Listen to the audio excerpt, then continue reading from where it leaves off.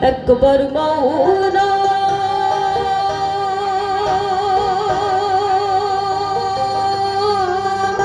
বলো,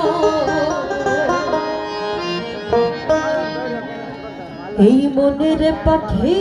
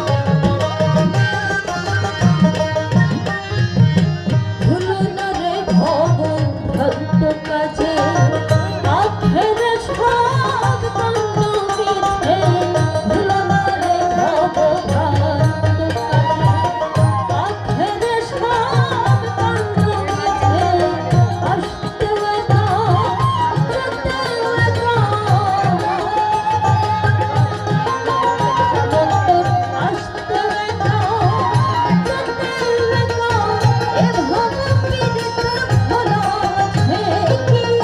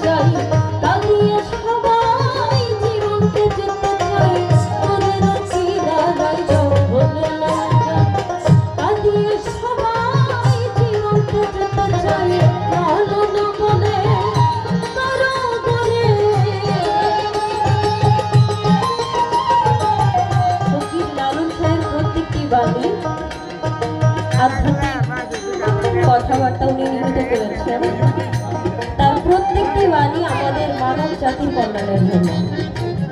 আসলে এই বাণীতে আমি না বুঝলেও আপনারা সকলেই বুঝেন বা বুঝেছেন আমি জানি, এটুকু বিশ্বাস রাখি। আসলে সারাটা দিন মা বাবা ভাই বোন আত্মীয় স্বজন, এই যে কত মধুর সম্পর্ক, দিন শেষে যদি একটা বার চোখ বন্ধ করে ভাবা যায় আসলে আমি কে, আমার বলতে কি আছে, তখন কিন্তু উত্তর পাবেন একটাই, যে আমি আমার। কারণ আমার এই শ্বাস প্রশ্বাস যখন বন্ধ হয়ে যাবে, এই এত মধুর সম্পর্ক, কোনো সম্পর্কের কখনো দাম থাকবে না। একটা মুহূর্তের মধ্যে সব সম্পর্ক ছিন্ন হয়ে যাবে। তো সময় থাকতে আল্লাহর নামটা বা একজন ওলিয়ে মুর্শিদের কাছে নিজেকে আত্মসমর্পিত করে সেই দয়ালের নামটা সঙ্গে নিয়ে যদি যেতে পারি, এটা আমার আপনার জন্য বড় পাওয়া। এছাড়া আর কোনো সম্পদ থাকবে না। বিশেষ আরেকটি জিনিস থেকে যায়, আপনি যদি সমাজে ভালো কর্ম করেন, মারা যাওয়ার পরে লোকে বলবে ওই লোকটা ভালো ছিল।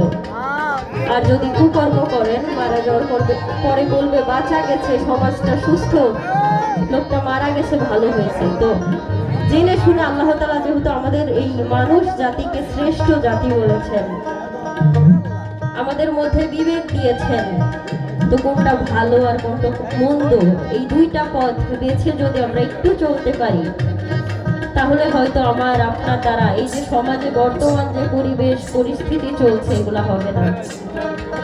আশা করছি সকলেই শুধু সাইনের বাণী শুনবেন না, একটু হলেও ধারণ করার চেষ্টা করবেন। আমাদের মাঝে সম্মানিত গুরুজন আছেন, শ্রদ্ধেয় জয়গুরু মনীষা বাবা এবং আমার উস্তাদজি সমীর হোসেন বাউল, ওনারা আপনাদেরকে অনেক সুন্দরভাবে বুঝিয়ে দিবে। আশা করছি আপনারা আমাদের সঙ্গে থাকবেন। জয়গুরু।